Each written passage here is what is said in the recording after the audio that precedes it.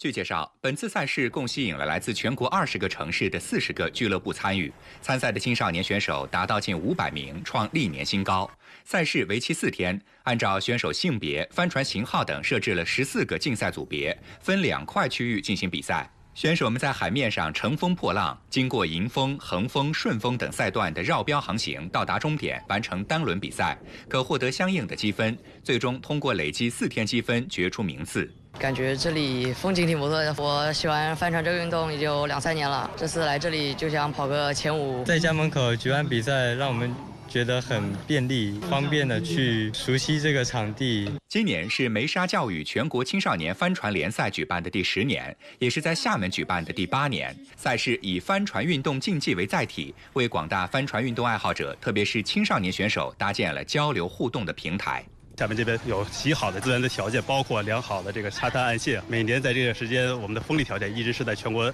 可以说是屈指可数的一个好的一个地方。这件赛事这么多年连续举办，能够让厦门本地的人群，尤其是青少年们能够看到和了解帆船。